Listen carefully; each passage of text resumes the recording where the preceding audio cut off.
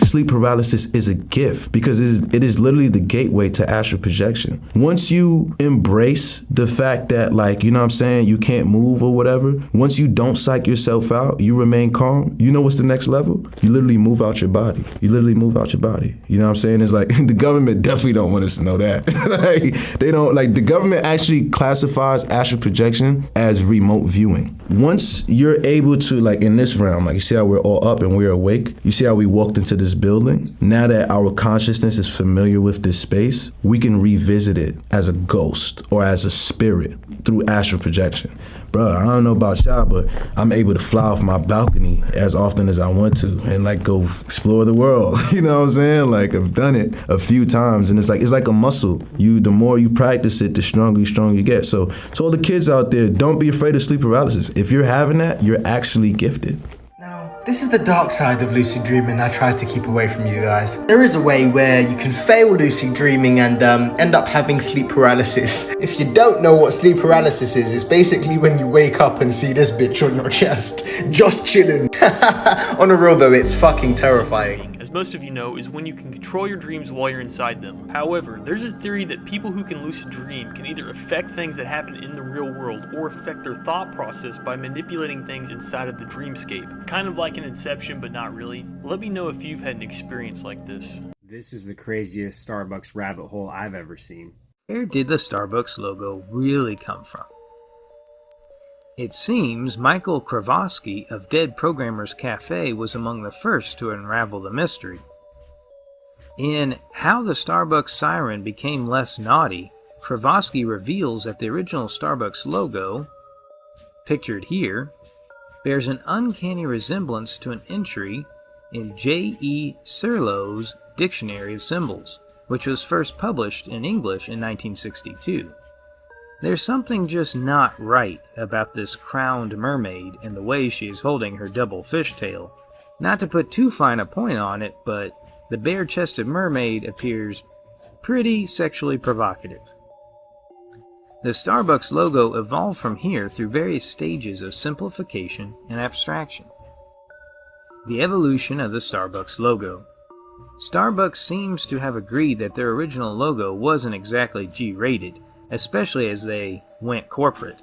Here's the transition of Starbucks logos since the 1970s. Thankfully, Starbucks allowed their masthead a modicum of modesty. The mermaid covers up a bit so she's no longer bare-chested. Good decision. Also, Starbucks refocused the logo on the mermaid's face and, thank God, away from whatever she was doing with those fishtails. But that still leaves a big question. Who is the Starbucks mermaid and why is she wearing a crown? According to Symbol Dictionary, the twin-tailed mermaid is Melusine or Melisande, a siren of Engiped body type, who is also a symbol in alchemy. Chronicler Giraud Le Cambrien reports that King Richard was fond of telling a tale that he was a descendant of a countess of Anjou who was in fact the fairy Melusine, concluding that his whole family, quote, came from the devil and would return to the devil, end quote. The female spider or the queen bee whose embrace is coffee. Just kidding. Death, end quote. As described above, Lilith frequently occurs among the archetypes of the world's cultures. She is the siren, Lady in White, Duessa and the Fairy Queen, even Ursula in Disney's The Little Mermaid, and of course, Dragon Lady Melusine. She dates as far back as 2000 BC, and her image is found in ancient Sumerian tablets. Insert shivers here. Lilith is usually depicted as a beautiful woman from the waist up, and as Serpentine from the waist down. Sound familiar? Prospective possibility of cloning of human beings, cloning an entire human being. And it really is essential that this important research continue. Is it possible to clone humans? Yeah, it's very possible, right? Of course. Because they've admitted to cloning sheep, right? Well, you can get your dog cloned right now. Yeah. God. Yeah. What is going on? That's crazy. That's crazy. And I think it's just, if you can clone a dog, you can clone a human. Yeah. Same level of difficulty. Wow, that's scary cloning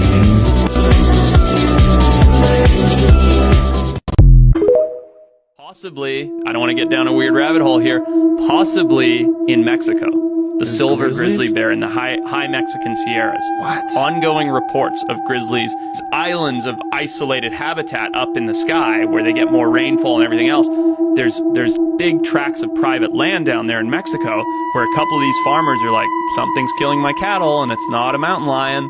And it could potentially be like half a dozen Mexican grizzly bears.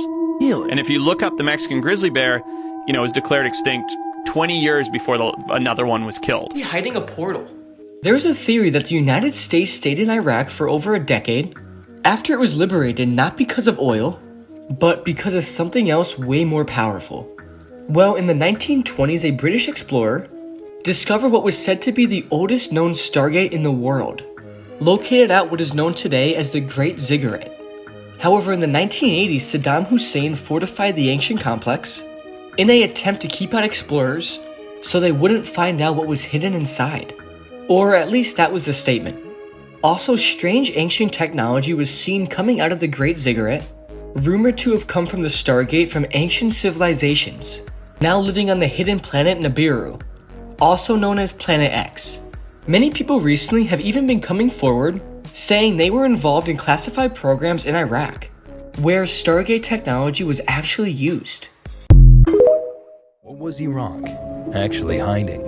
There is a theory that the US stayed in Iraq for over a decade after it was liberated, not because of oil, but something way more powerful. Well, you see, in the 1920s, a British explorer discovered what was rumored to be the oldest known stargate in the world, located at what is known today as the Great Ziggurat. However, in the 1980s, Saddam Hussein fortified the ancient complex in an attempt to keep out explorers from seeing what was hidden inside, or at least that was the official statement. Furthermore, strange ancient technology has been seen coming out of the Great Ziggurat, rumored to have come through the Stargate from an ancient civilization, now living on the hidden planet Nibiru, with many people in recent times coming forward, claiming to have been involved in classified programs in Iraq, where Stargate technology was used. Many people are wondering. Alright, check this shit out, but stick with me a minute, because this one's going to be huge, and you're going to want to hear this. So I'm sure we've all heard of the 9/11 conspiracies that haven't been proven, but this one is all facts. Keep watching, because this one's good. This is Larry Silverstein, the owner of the 9/11 buildings when they were attacked, and the current owner today. So just 2 months before the attacks, Larry just so happened to take out 2 insurance claims on the building that both stated terrorist attacks. And he just so happened to not come into work that day whenever he was known for never missing work. After the attacks, Larry also sued American Airlines for letting the terrorists attack his building. In total, he was paid out $5 billion for the attacks.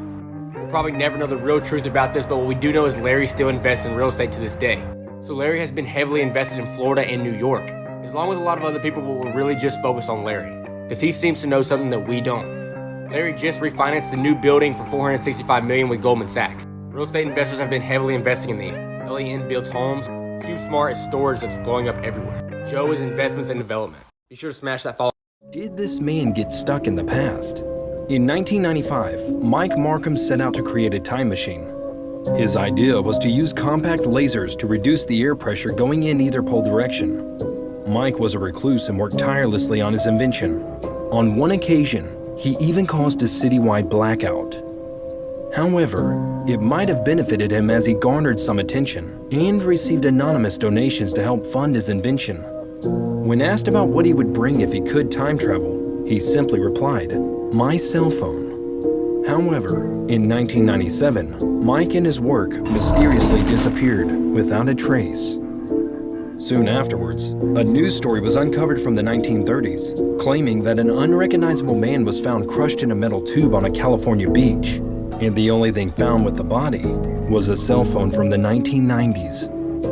So, did you know the Bible mentions hell as a literal place in the center of the earth 8 times? Listen to a recording from the deepest hole ever dug. did we find hell on Earth? This is the deepest man-made hole on Earth. It goes 7.5 miles deep and took 19 years to dig. Many strange things were discovered during the dig. But when they lowered a microphone all the way down this hole, They caught this audio.